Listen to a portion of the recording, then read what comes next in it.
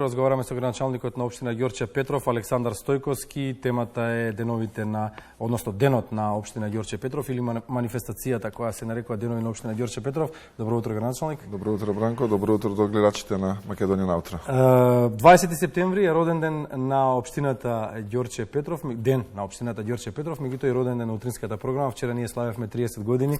Добивме благодарница, благодариме. Добивме благодарница од вас за заемната работа и соработка. Ви благодариме и воедно еве сега сме тука да го регистрираме сето она што се случуваше изминатиот период во општината Ѓорче Петров и што ќе се случува. Меѓутоа на почетокот како помина прославата на денот на општина Ѓорче? Па така одлично помина вчерашниот ден, иако беше доста интензивен. Да кажам, имавме 3 настани во текот на денот. Започнувавме со традиционалното положување на свеќе на паметникот на Ѓорче Петров во паркот, свечената седница. И вечерта го имавме официјално свеченото отварање на новата општинска зграда, новиот општински административен објект и целиот тој настан заврши и со еден подолг концерт вечерта од делот Македонија во срцето носиме, од караванот. Имавме одлична можност да се дружиме со нашите сожители, со Ѓорче Петровци, имавме одлична посетеност на станите, така да сум лично задоволен, а ќе видиме како ќе бидат реакциите во текот на денов од жителите. Реакциите сигурно ќе бидат позитивни, така бе и во текот на вчерашниот ден, од утрината па се до или предпладнето па се до вечерта. Многу луѓе дојдоа и на свечената седница, кога беа доделувани признанијата, наградите, благодарниците.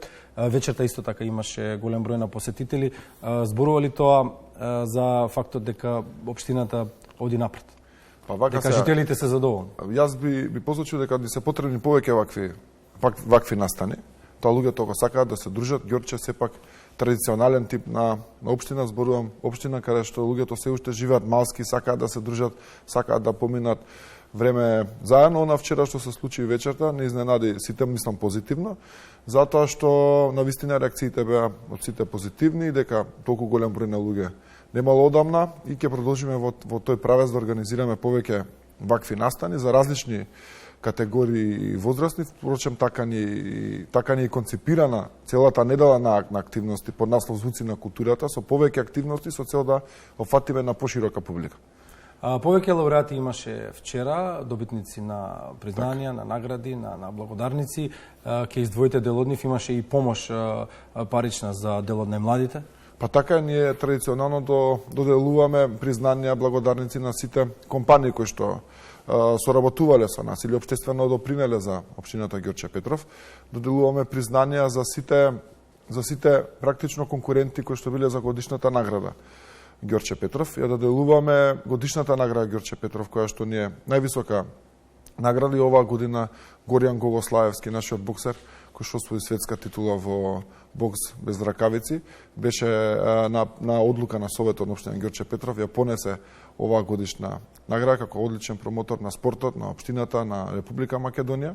Дополнително секоја година доделуваме и признанија за учениците во различно оделение на ниво на општина Ѓорче Петров и ја доделуваме општинската награда за ученик на годината на цела генерација.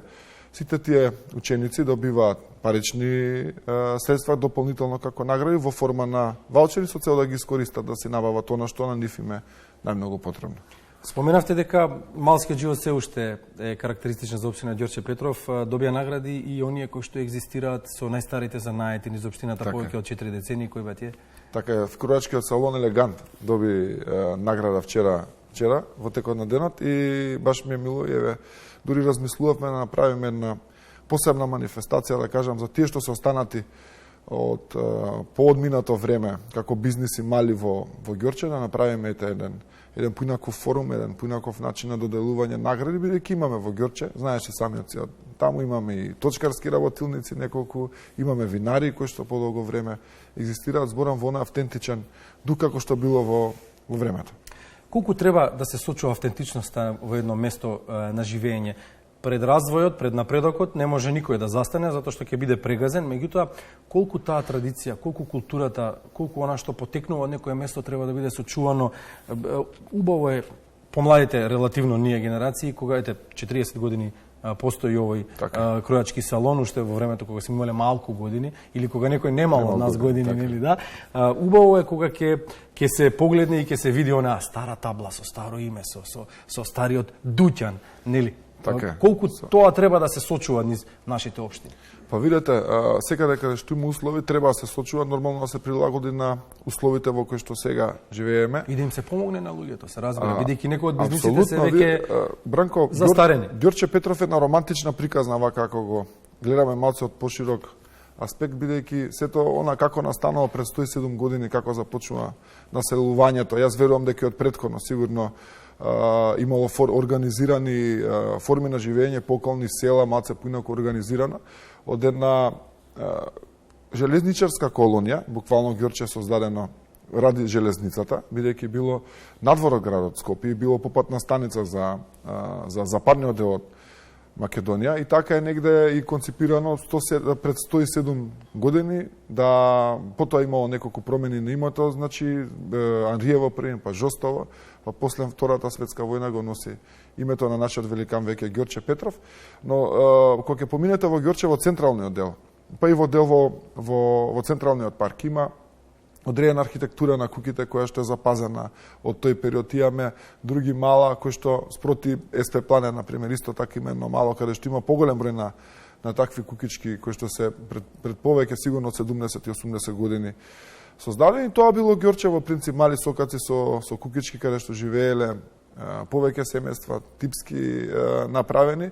За жал тоа мал дел од тоа останато од една причина што и слабо се одржувало ради нерешени имотно-правни односи во минатото, од друга страна под притисок на урбанизацијата. Меѓутоа она што може да се задржи во секој случај, јас сум за да продолжи да функционира така како што треба. Споменавте дека отворивте новата општинска зграда, домот на општина Ѓорче Петров, кој што е репрезентативен, можеби еден од најрепрезентативните општински објекти во цела Македонија, сигурно еден од најмодерните. Неговата изградба траеше долго, неговото отворање му требаше многу време на раководството на општината, дојде тоа во вашето време да биде отворено. Дали од тука почнува современо Ѓорче понатаму?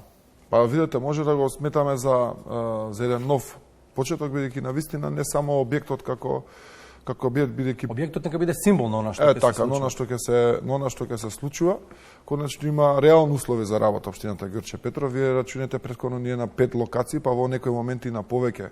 Во еден момент не функционирале. Тоа е што отежнува од една страна за општината, меѓутоа е многу поголем проблем за жителите. Имаше ситуации кога граѓани за одреден предмет имавме 2 архиви. Требаше да поминуваат по километар и пол, 2 во еден правец за да завршат одредена работа. Тука се губеше многу време. Вака сметам дека ќе ни даде нов концепт на работа, нов правец на функционирање, дека како што кажа ќе означи почеток на една нова ера, зборам за Ѓорче Петров. Неколку градоначалници кога биле гости во Македонија наутро ги прашуваме ова исто следно прашање што ќе ви го поставиме вам.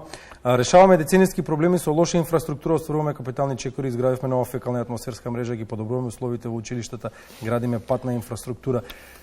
Дали во 21 век треба да се разговара за инфраструктура? Нели е малку греота за луѓето сега да разговараме за асфалт, за водовод, за канализација? Па види Бранко, точно е во право си. Меѓутоа тоа не е нас реален проблем. Некогаш мора да се направи, меѓутоа некогаш имаме сериозни предизвици во тој дел, посебно во Ѓорче, сега јас не знам, секоја општина си има сопствени карактеристики. Ние имаме еден урбан дел кој што релативно е покриен со улична, со патна инфраструктура, иако веќе сета таа е дотраена. Меѓутоа имаме и делови каде што немаме воопшто никаква. А и таму живеат луѓе. Таму треба да инвестираме во меѓувреме, бидејќи под притисок на годините сета таа инфраструктура можеби е пред 30-40 години, зборам во урбаниот дел на општината направена, таа е веќе стигната за замена. Буџетските средства на сите нас не се ограничени и кога ќе направите споредба, велите овдека добро е, има пат, ваму нема ништо. Луѓе во газат се уште во 21 век во Кал, имаме многу такви места. Апсолутно се залагам да секоја година реализираме што е можно поголем број на такви проекти, за да за 2 години можеби го немаме тој или го намалиме на минимум тој проблем, бидејќи тоа црпи многу енергија. Ние треба сега да се посветиме на многу други работи, светот оди напред, Далеку многу повеќе од она што е само инфраструктура, ни требаат содржини, ни требаат да инвестираме во делот на култура на живење, на такви некои работи кои што ќе го направат животот на луѓето, да кажам, пофункционален. И она што го збориме, за да дојдат да се дружат, треба да имаат локација каде да се дружат, тоа треба да се среди, треба да се одржува. И малце е комплексна работата, но сепак поаѓајќи од основните услови за живот што треба да ги имаат луѓето, токму поради тоа сите ние сме фокусирани на она тврда, да речем, инфраструктура, да направиме повеќе улици, да направиме повеќе канализација, водовод, така. Едно неблагодарно прашање, може ли еден градоначелник земе мандат да направи се што пред неговите претходници од икс причини, не е битно од кој, не направи? Па видите, тешко тоа за толку кус период да го стигнете, бидејќи тоа се проблеми кои што се таложеле со години. Со децени, да, благодарам за корекцијата. Тоа се проблеми кои што и секој градоначелник што ќе дое нов има нешто да коригира од претходниот, па да почне да прави понатака она што тој си го испланирал да го реализира. Реакцијата на граѓаните откако се случи сето ова, откако се прослави овој ден 20 септември на општина Ѓорче Петров, ќе каже колку тие се задоволни, колку тие се гордеат со местото во кое што живеат, колку тие сакаат да останат таму. Ќе останат ли ѓорчевци во Ѓорче?